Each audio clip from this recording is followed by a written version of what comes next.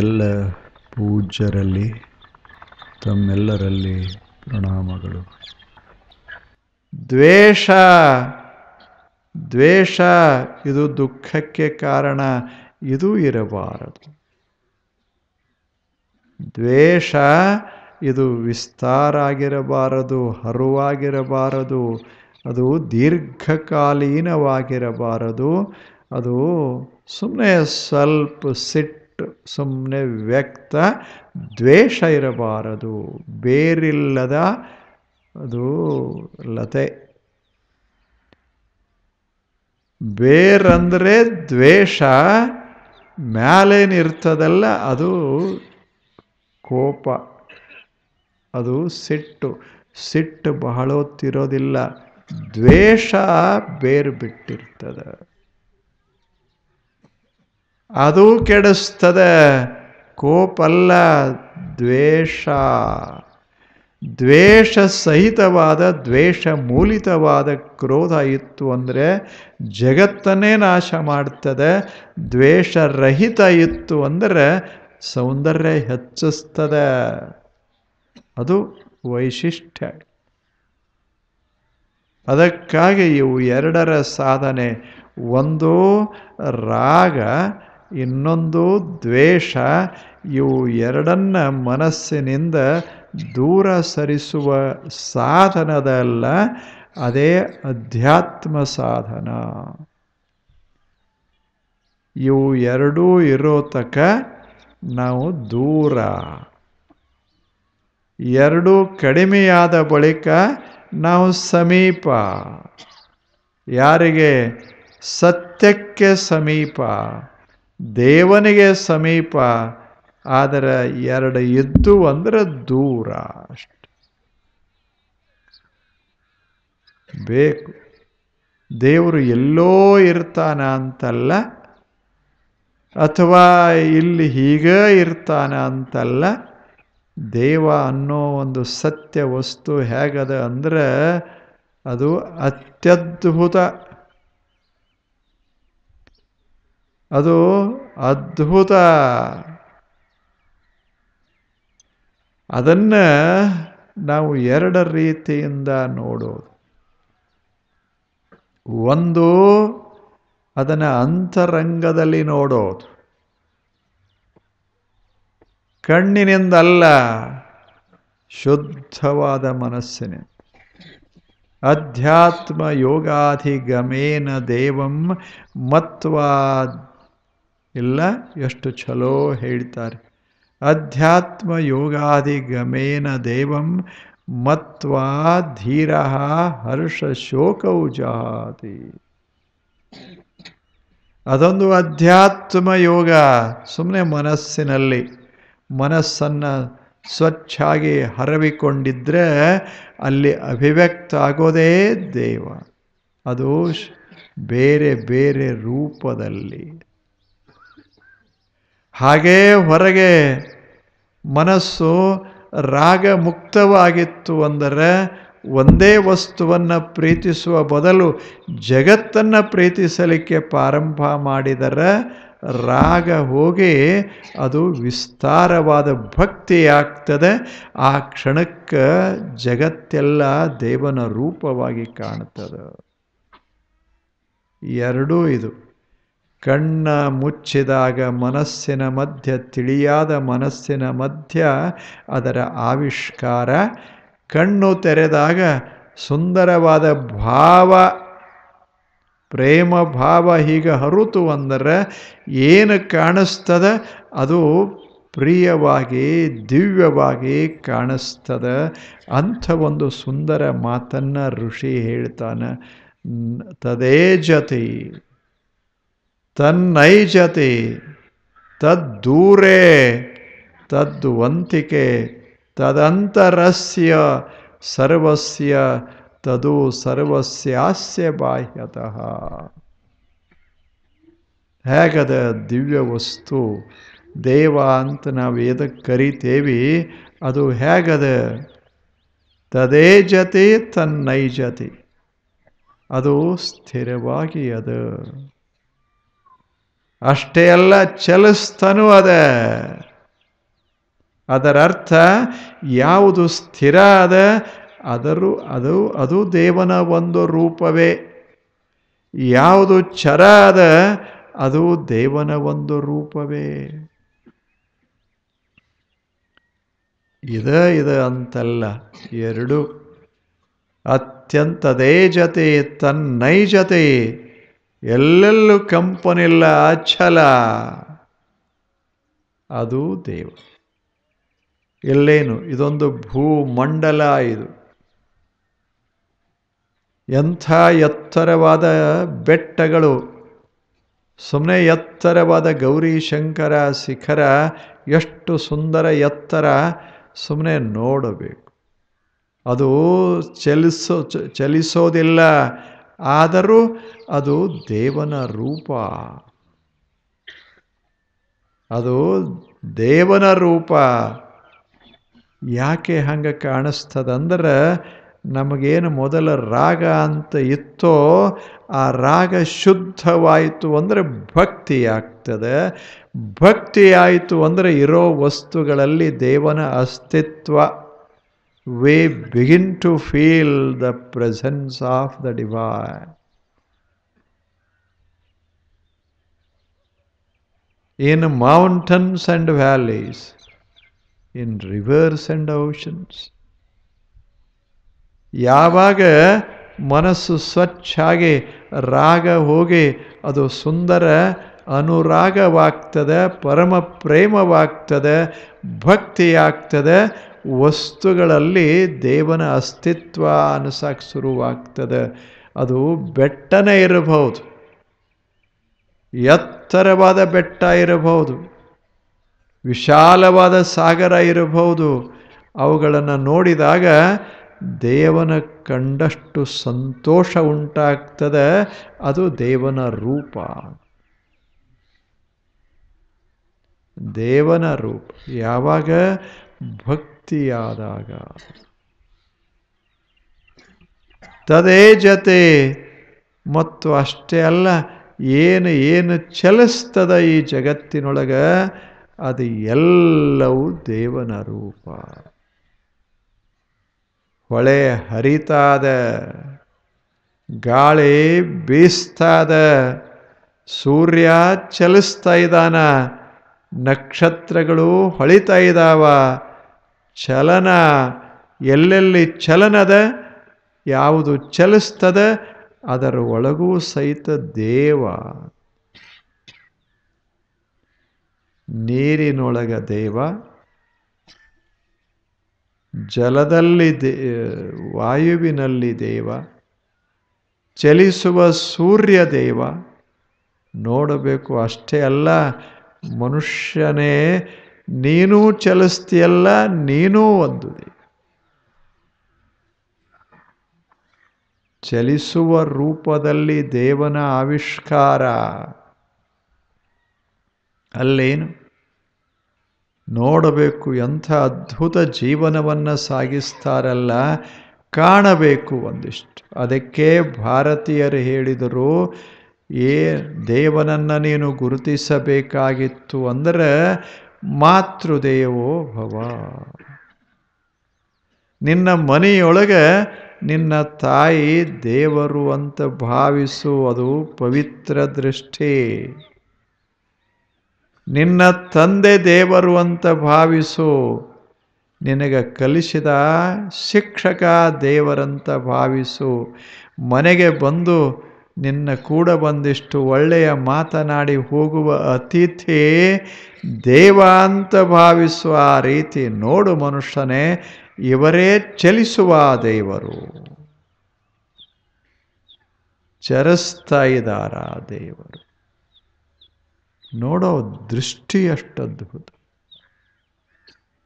ಆ ಬಳಿಕ ಜಗತ್ತಿನಲ್ಲಿ ಶ್ರೇಷ್ಠ ಸಂತರು ಬರ್ತಾರೆ, ಅವರೆಲ್ಲ ಚರಿಸುವ ದೇವರು. ಬುದ್ಧ ಬಂದ ಶಾಂತಿಯನ್ನು ಹರುವುದ ಜಗತ್ತಿನೊಳಗೆ. ಶಾಂತಿಯೇ ಬುದ್ಧನ ರೂಪ ತಾಳ್ತು. The very embodiment of peace. ಶಾಂತಿಯ ಒಂದು ಸುಂದರ ಮೂರ್ತಿ, ಶಾಂತಿಯ ರೂಪದಲ್ಲಿ ದೇವನ ಅಭಿವ್ಯಕ್ತಿ ನೋಡಬೇಕು. ಇದು ಬುದ್ಧ ಶಾಂತಿಯನ್ನ ತಂದ. ಸುತ್ತಮುತ್ತ ಹರವಿದ ಶಾಂತಿ ಅನ್ನೋದೇ ದೇವನ ಒಂದು ರೂಪ. ಅವನೇ ಶಾಂತಿ ರೂಪ, ಶಾಂತಮೂರ್ತಿ. ಆದ್ದರಿಂದ ಬುದ್ಧ ಭಗವಂತ. ಯಾವ ಮನಸ್ಸಿನಲ್ಲಿ ಯಾವ ಕ್ಷೋಭ ಇಲ್ಲ. ಒಂದು ಸಣ್ಣ ಘಟನಾ ಬುದ್ಧನ ಜೀವನದಲ್ಲಿ ನಡೆದದ್ದು. ಬುದ್ಧನ ಹತ್ತರ ಶಿಷ್ಯರು ಬಹಳ. ಅವರು ಪ್ರವಾಸ ಮಾಡಿ ಹೋಗುವಾಗ ಅವರು ಕೂಡ 100 ಜನ ಶಿಷ್ಯರು ಹೋಗ್ತಿದ್ರು.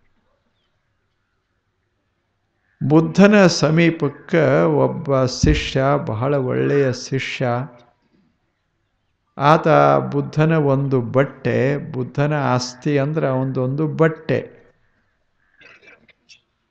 ಒಂದು ಕೈಯೊಳಗೆ ಒಂದು ಪಾತ್ರೆ, ಭಿಕ್ಷಾ ಪಾತ್ರೆ, ಒಂದು ಬಡಿಗೆ, ಇಷ್ಟ ಅವಂದು.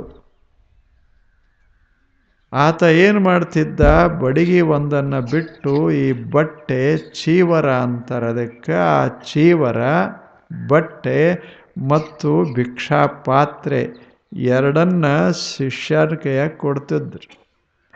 ಶಿಷ್ಯ ಅವು ತಗೊಂಡು ಬರ್ತಿದ್ದ. ಇದು ದಿನಾಲು ನಡೀತಾ ಇತ್ತು.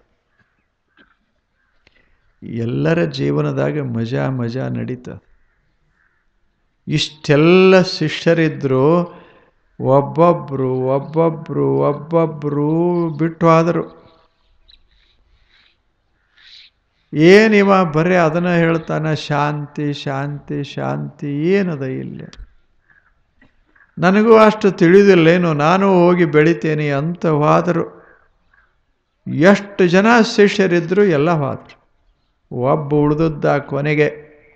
ಯಾವ ಇದೇನು ಬಟ್ಟಿ ಕೊಟ್ಟಿದ್ರಲ್ಲ ಮತ್ತು ಒಂದು ಪಾತ್ರೆ, ಅವ ಪಾತ್ರೆ ಬಟ್ಟೆ ಹಿಡ್ಕೊಂಡು ಹೊಳ್ದದ್ದ.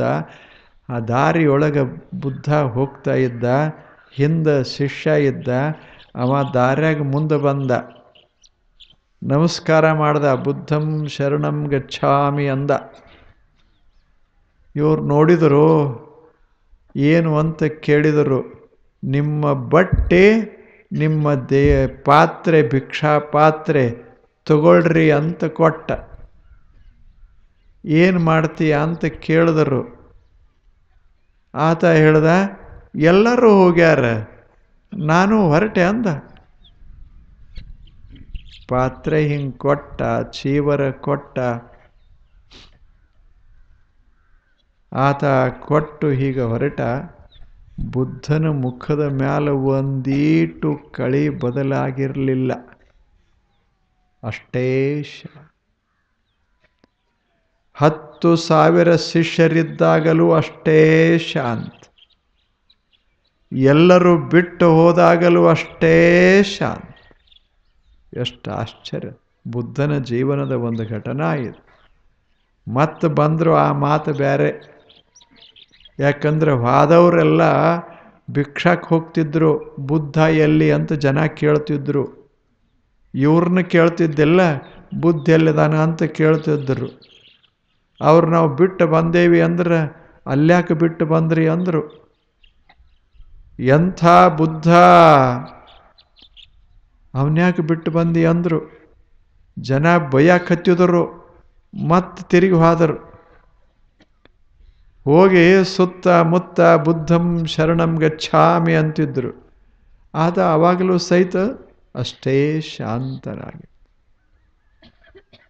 ಎಲ್ಲರೂ ಹೋಗಿದ್ರು, ಎಲ್ಲರೂ ಬಂದಿದ್ರು, ಆದರೆ ಬುದ್ಧ ಮಾತ್ರ ಹಂಗ ಇದ್ದ. ಆದ್ದರಿಂದ ಭಗವಾನ್ ಬುದ್ಧ, ಶಾಂತಿಯ ರೂಪದಲ್ಲಿ ಭಗವಂತ. ಅದು ಹಾಗೇ ಬಸವಣ್ಣ, ಹಾಗೇ ಅನೇಕ ಜನ ಸಂತರು ಎಷ್ಟು ವಿಚಿತ್ರದ ಬಸವಣ್ಣ ಒಂದು ಕಡೆ ಬೈತಿದ್ರು. ಇಲ್ಲೇನು ಅಲ್ಲಿ ಇದಕ್ಕೆ ಹೋದ ಕೂಡಲೇ ದರ್ಬಾರ್ಗೆ ಹೋದ ಕೂಡಲೇ ಬೈಯೋರು ಬೈಯೋರು ಸುತ್ತಮುತ್ತ ಅದರ ನಡುವು ಕೂಡ್ತಿದ್ರು. ಇಲ್ಲಿ ಹೊರಗೆ ಬಂದ ಬಳಿಕ ಹೊಗಳವರು ಸುತ್ತಮುತ್ತ ಕೂಡ್ತಿದ್ರು. ಮಜಾ ಇಲ್ಲೇನು ಜೀವನ. ಒಂದ ದಿವಸದಾಗ ಅಲ್ಲಿ ಬೈಯೋರು, ಇಲ್ಲಿ ಹೊಗಳವರು. ಬಸವಣ್ಣ ಮಾತ್ರ ಹಾಗೆ, ಅಲ್ಲಿಯೂ ಹಾಗೆ ಇಲ್ಲಿಯೂ ಹಾಗೆ. ಇದಕ್ಕೆ ಸಮದೃಷ್ಟಿ ಅಂತ ಕರೆಯೋದು. ಇದು ಸಮದ. ಅಲ್ಲಿಯೂ ಹಾಗೆ ಇಲ್ಲಿಯೂ ಹಾಗೆ. ಈ ಸಮತೆ ಅಂತದಲ್ಲ, ಇದು ದೇವನ ಒಂದು ರೂಪ. ಆದ್ದರಿಂದ ಬಸವಣ್ಣ ಸಮತಾ ದೃಷ್ಟಿಯುಳ್ಳ ಬಸವಣ್ಣ ಚರಿಸುವ ದೇವರು. ಬುದ್ಧ ಚರಿಸುವ ದೇವರು. ದೃಷ್ಟಿಕೋನ. ದೇವನ ಒಂದೊಂದು ಸುಂದರ ಸುಂದರ ಏನು ಅದಾವ ಲಕ್ಷಣಗಳು, ಅವು ಇಲ್ಲಿ ವ್ಯಕ್ತ ಆಗ್ತಾವಲ್ಲ. ಆದ್ದರಿಂದ ಇವರಿಗೆ ಚರಿಸುವ ತದೇಜತಿ. ಆ ದೇವನೇ ಚರಿಸ್ತಾ ಇದ್ದಾನ ಜಗತ್ತಿನಲ್ಲಿ. ತಾಯಿಯಾಗಿ ಚರಿಸ್ತಾನ, ತಂದೆಯಾಗಿ ಚರಿಸ್ತಾನ, ಗುರುವಾಗಿ ಚರಿಸ್ತಾನ, ಮಿತ್ರನಾಗಿ ಚರಿಸ್ತಾನ, ಜೀವನವಾಗಿ ಜನ ಅದಾರಲ್ಲ ಎಲ್ಲ ಜೀವ ಜಂತುಗಳಾಗಿ ಚಲಿಸ್ತಾ ಇರ್ತಾನ. ಒಂದು ಕಡೆ ಸ್ಥಿರವಾಗಿ ಇರ್ತಾನ.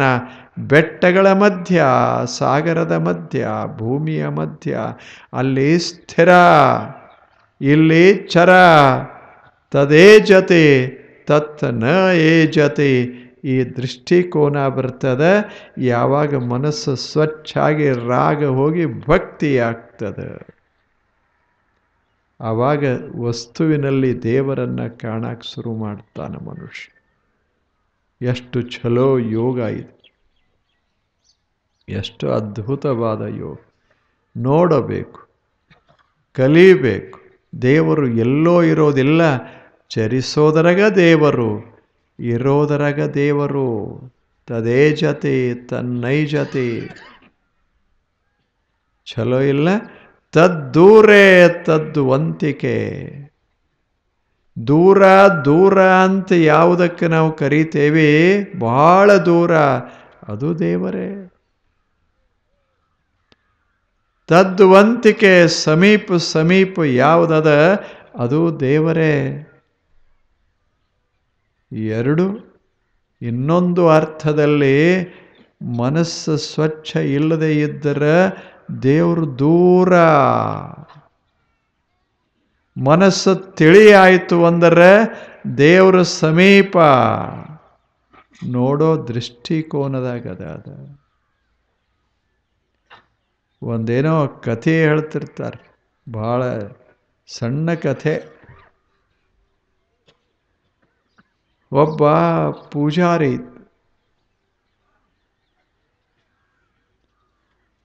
ಗುಡಿ, ಸುಂದರವಾದ ಗುಡಿ, ಒಳ್ಳೆಯ ಮೂರ್ತಿ. ಆತ ಪೂಜೆ ಮಾಡ್ತಾ ಇದ್ದ ಕಳೆದ 20 ವರ್ಷಗಳಿಂದ. ಎಲ್ಲ ಜನ ಹೇಳ್ತಿದ್ರು, ಎಷ್ಟು ಪುಣ್ಯವಂತ ನೀನು, ಯಾವಾಗಲೂ ದೇವರ ಸಮೀಪ ಇರ್ತೀಯಲ್ಲ, ಇಂಥದ್ದು ಒಂದು ಅವಕಾಶ.